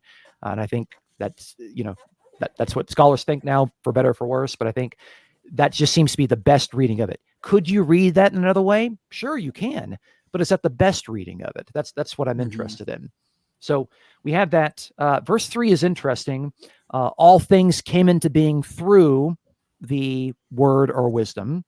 Okay. And then it clarifies that apart from the word of the wisdom, nothing came into being that has come into being. This is God creating all things through an agent. And I'm not aware of any passage in the New Testament that ascribes that to the new creation. I'm not aware. I mean, correct me if I'm wrong here. I'm wondering if there's a passage where the new creation is made by God through an agent describing all things, and not one thing is made apart from this agent. I think that, there's more. I would connect that with some of the exclusivist statements in the Gospel of John, like I'm the way, the truth, and the life. No one comes to the Father except through me, right? That sort of idea that Jesus is the only way to God. And that is maybe not a new creation passage, but that extra clause that without him nothing was made is sort of emphasizing that unique exclusivity of access to God through Jesus in a new creation sense. Yeah. So to me, that's interesting. To me, I see the all things being a reference to all things in creation, to where it seems like your reading is to all persons, not all things. So it's just kind of an interesting detail there. We had the fact that life also involves the life and light. But I noticed, very interesting, that there's a subtle shift in verses 4 and 5. Okay, to where everything was in the past. In the beginning was the Word. The Word was in the beginning with God. All things came into being through Him. In Him was life. And again, I'm personifying the Word as a masculine figure in the same way that wisdom is personified as a female figure. It shifts in verse 5. The light shines in the darkness. Now we have the present tense. Okay. To me, that's very clearly the ministry of Jesus. No doubt. Absolutely. Okay. But to me, it's the light that clearly came into being through God's creative and powerful speech and utterance, just like we see in Genesis chapter 1. That light continues, and now that light is embodied in Jesus, who is, of course, John 8:12, the light of the world. Okay. So I'm not saying that it's all about Genesis chapter 1. Very clearly there, the tense changes. Okay. Yeah. And it indicates there the darkness can't comprehend it. That's a theme in the Gospel of John. the darkness, which is just a way of describing those who don't want to accept Jesus. They're going to reject him. They can't comprehend or understand this light. Then we have this little pause with John the Baptist. And what does it say about John the Baptist? He's not the light, but he came to testify about the light. But again, clearly there, the light is referring to Jesus. But the light was that light came from the life that was in him in the past. Okay, so then what we have there in verses 9, 10, 11, 12, 13, and 14 is a further unpacking of what we had in 1 through 5. But the John the Baptist section there kind of like gives us a pause. And so, okay, what have we already seen in verses 1 through 5? And it gets further unpacked with some further detail in 9 through 14, okay? So here we got the true light coming into the world. It enlightens every man. That's very clear. That's what Jesus says. He says, I'm the light of the world. He gives them the light of life. That's very clear what he's doing there. Okay. But then you have in verse 10, he, and I still think the subject here, by the way, is still the Logos, the personified Logos. Okay. He was in the world, and the world was made through him, and the world did not know him. Okay. There's no way that can refer to the new creation. You can't say if the new creation was made through him, but the new creation didn't know him. That this is a theme of the rejection of wisdom and the rejection of the word. And it's reminding you of the fact that that all things were made, and now it's the world, being made through him. And then verse 11 seems to unpack that a little bit further. Who is it actually that has rejected this word? He came to his own. Okay, so he, the Logos embodied, Jesus the Jew, came to his own people, the Jews, and his own did not receive him. Okay, again, we have the other sense of rejection, just as we saw in verse 5. The darkness could not comprehend it. Okay, but we have some people who do receive him in verses 12 to 13. Those who do receive him, they get the right to become the children of God. Well, wait a minute. I thought they were the Jews. I thought they already were the children of God. We have a new definition of the children of God that is not children by physical descent, but being born of God, this sort of new birth, born again, born from above sort of language. But those who receive him specifically in verse 12 are those who believe in his name. Yeah. Those who believe in his name. Okay. And that is, I think, the climactic statement of the prologue. I don't think verse 14 is a climactic statement. I think it's here's the whole point. The whole point is that believing in his name so that you can become children of God.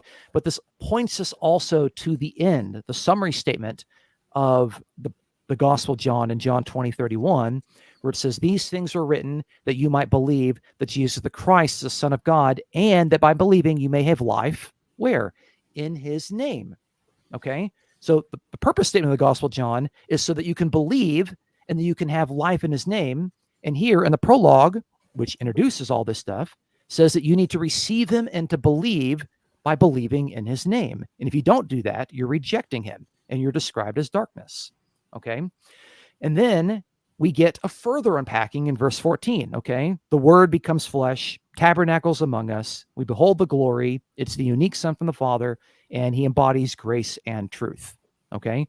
But that's just further unpacking. It's not a chronological thing. It's further unpacking what Jesus is doing and what it means for the people to accept him. They behold his glory, and they see that he's full of grace and truth. They accept him as the unique one from the Father. He is the agent of God. But you have the embodiment in the incarnation language that we're familiar with from Proverbs, Sirach, 1Q20, and Philo. And then verse 15, you got John the Baptist again. And how did John the Baptist function earlier? He was a way to kind of give us a pause and to talk about it, but we know that what comes after that is going to be yet another further unpacking of it. And then really 16, 17, and 18 kind of speak for themselves. They're not really controversial. But as you can see in my reading there, I do see majority of this actually dealing with the ministry of Jesus. But what's happening is that we have the word or wisdom that was in the beginning, through which God created all things. But that embodied word or wisdom was primarily rejected, but those who accept it become children of God. And we learned that embodied word or wisdom is Jesus, the unique Son of God, who functions as the authoritative revealer of the unseen Father. Okay. So are we, do you feel like we're a little bit more aligned now? I think we're a little closer, but I can still sense some differences. A couple clarification questions.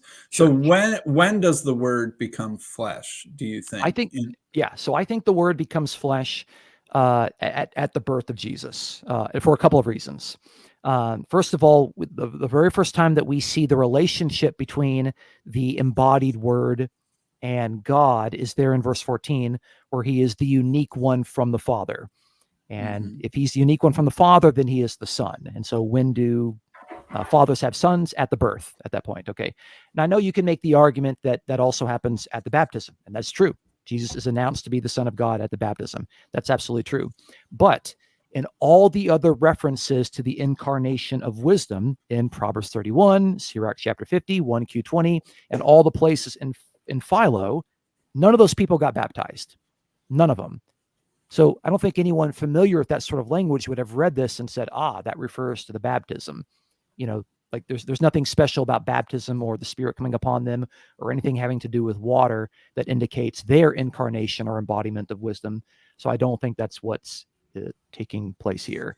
And there's a sense in which it kind of doesn't matter, because the beginning of the ministry of Jesus does begin with his baptism in John, like 1:19 or whatever, Jesus comes on the scene. So I'll grant that, but I think if we set John 1:14 in the context of the other incarnation of wisdom passages, baptism doesn't seem to be the better option than the birth option, especially when we have father and son language there. So that's how I see it as of today. And what do you think of my proposal where you could just slightly more loosely translate as the word was flesh, just as sort of a clarification, maybe connecting it with those passages in First John that you've talked about, where it's not actually describing any particular event, birth or baptism or otherwise, but it's just sort of an emphasis on the fleshliness, and that maybe the word was is perhaps a better translation. I know that you're much better at Greek grammar than I am, so I'm curious about your thoughts on that. So yenome has the two meanings. It means to be or to become, and the becoming language is also the beginning language. Okay, but we have the basic word for was in John 1:1. The imperfect tense of the verb to be. And he doesn't use it there. He uses this word for this beginning language, which was also used in verse 12 and verse 13, if I'm not mistaken, involving the act of children being born of God. Okay, yeah. Which again is not just they were of God. There's this sort of a new birth that's sort of taking place there. So I think the natural way of seeing that is, especially when you have the coming to be flesh that involves a son and a father, and also again taking into account the former wisdom embodiment passages in Judaism that I've mentioned ad nauseum at this point. I think the word became flesh is the far more likely intended meaning of that particular verb. So. Yeah. Okay. That makes sense. Yeah. But it seems like this particular reading is hopscotching in time quite a bit. We're going from the beginning of the universe to John the Baptist witnessing to Jesus, to new birth through Jesus, to Jesus's own birth back, and that it's very dischronological or not very flow. There's not a very clear flow of time. It seems more like a scatter shot of different ideas and time points kind of mismatched together. Yeah. I think assuming that a hymn that is structured as a chiasm needs to be read chronologically really is to impose something on the text that the text really isn't saying. It doesn't need to be chronological in that sense. And I note in the book in chapter 3 that the themes of the prologue are organized in a chiasm, which are these kind of like ascending and descending lines that are organized by different topics. And so it finds its climax there in verses 12 through 13. But again, you don't typically read chiasms as a chronological retelling of history. And it wouldn't work that way. Like, how do you have John the Baptist in verse 6, and then back again in verse 15. But you have like a bunch of stuff. You have the rejection of Jesus before that, and then you have John the Baptist talking about Jesus in verse, like John the Baptist is dead by that point.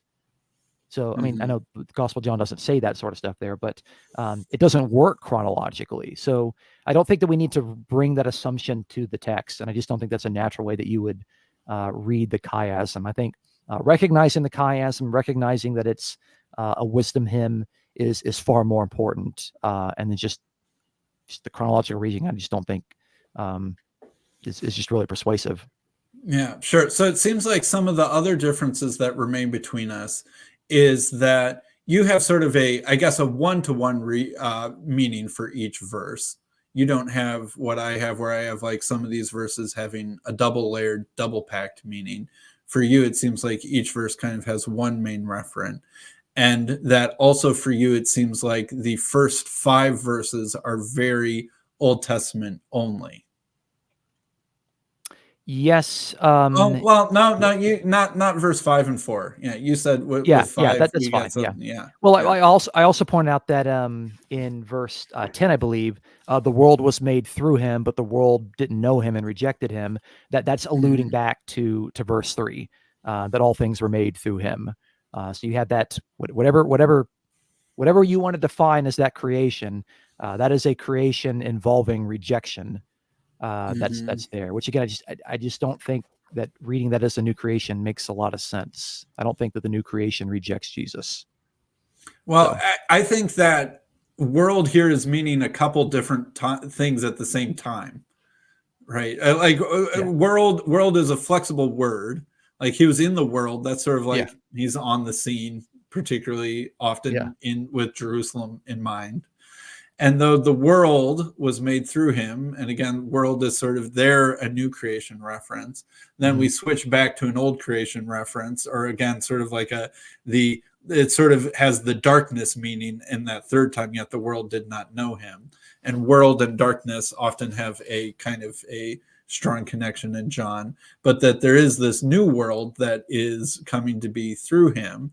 And that's similar then, and it connects very strong with verse 12 and 13, where the world that comes to be through Jesus, the new creation that comes to be, is this new form of birth, this new life. And I would also connect it to kind of verse 3 and 4, that I think the new life in 3 and 4. And again, it seems like you also had that last clause of verse 3, and without him nothing was made that was made. You're keeping with the ESV there, whereas I take that last what was made put it at the beginning of verse 4. Yeah, I actually do that. By the way, in the book I do make that point. We are in agreement on that. So let's yeah. So, and then what was made in him was life. That I think is a new creation referent.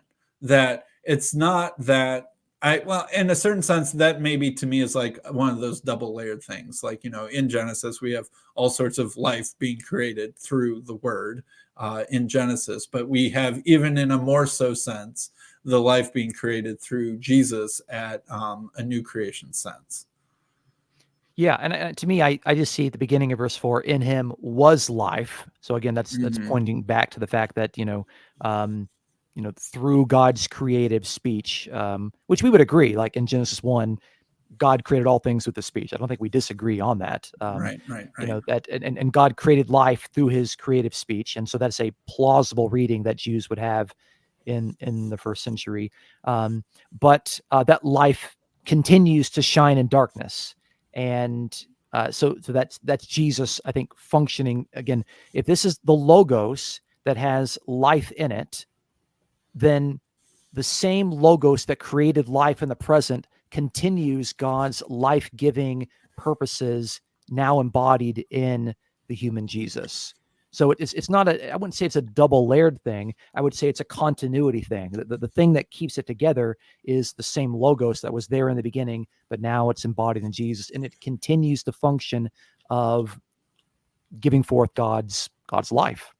Yeah. So, and I think that one way that your Wisdom Christology stuff can kind of help and even maybe strengthen my double layered thing is that if we're trying to argue that Jesus is the embodiment of God's word and the embodiment of God's wisdom, and that this is one of the main apologetic and theological purposes of the gospel, one way to strengthen the case that Jesus is a embodiment of God's word and wisdom is to show that the things that Jesus does in the gospel are the sorts of things that God's word and wisdom has done in the past.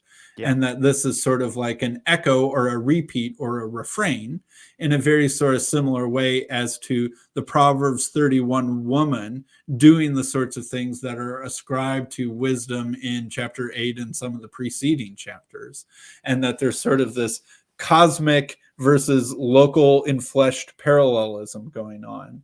And that I think that when we say the light shines in the darkness and the darkness has not overcome it, that is I think it makes more sense and is stronger as like in the same way as God's word and wisdom, shone light into the darkness in Genesis, let there be light, etc. That Jesus is in this very parallel double meaning sense, light in the darkness amongst the people, amongst the world, this dark world, and that this dark world is not believing him, and that all of these parallels between wisdom word in the past and wisdom and word in Jesus strengthen both the idea that Jesus is the word and in sort of an apologetic argumentative sense as well. That's exactly my reading of that verse. Like that's yeah. I wouldn't change a word of what you said. So. Great. All right. I have to go in just a couple minutes, unfortunately. We could talk about this longer, but I will give you the last word. Anything that you want to say to kind of close this up and wrap it up? Yeah. So I would say that if you are tired of hearing people talk about and interpret the Gospel of John by reading into it the understandings of the 4th and 5th century church councils, which is completely anachronistic. It's historically irresponsible. If you're tired of people of reading this 1st century gospel in light of Nicaea and Chalcedon, and you want to have a Jewish reading, this is the book for you. Okay, this is, as far as I know, the only book that says that sort of reading from the 4th and 5th century is wrong. We're not going to do it. We're going to put it in its Jewish context. We're going to be very specific about that Jewish context. And even though we're talking about a lot of complex things, I really do try to write this in a way that is accessible for a motivated layperson. If you would describe yourself as a motivated layperson, then you will find this book accessible. You don't need to know biblical languages. You don't need to be a seminary graduate. I would say that if you are a layperson who's willing to put a little bit of work into it, you will be blessed by this book. And maybe, Sam, if you wanted to kind of close with maybe impressions about what you thought about readability. I thoroughly agree. I thoroughly agree. Yeah, I think that this book is really could be game-changing in terms of really helping focus this wisdom Christology idea onto John and the Christology of John. And that I really hope that this makes more waves. That I think that you are right, that there's been this kind of pressure building up in the scholarly community that needed some dots to be connected, and that you're not off in like super weird Dustin Smith land, like coming up with, weird ideas, that you are standing in a very kind of solidly backed up scholarly mainstream. And yet for all these times, like when, Dale Tuggy will talk with William Lane Craig would be like, I don't know any scholars who would not attribute deity to Jesus in the Gospel of John or something like that. That I actually think that William Lane Craig doesn't know how weird he is and how much people like Dale Tuggy and others can stand in a very solidly mainstream scholarly opinion and say the sorts of things that we've been saying, that Jesus is the embodiment of an abstract attribute, poetically personified in the past and humanly and fleshly embodied in the present. And that this is a way to make sense of even all of the weird and difficult to make sense of passages in John, and that this framework is solidly contextually appropriate, scholarly backed up, etc. And so I think that you did a great job of that, and I would highly recommend the book to anyone listening. And with that, I think I'll bring us to a close. Dustin Smith, thank you very much for your time. And probably there's so many things we can talk about. I want to have you back again sometime soon for some other discussions as well. Awesome. Thanks for having me. I appreciate it. All right.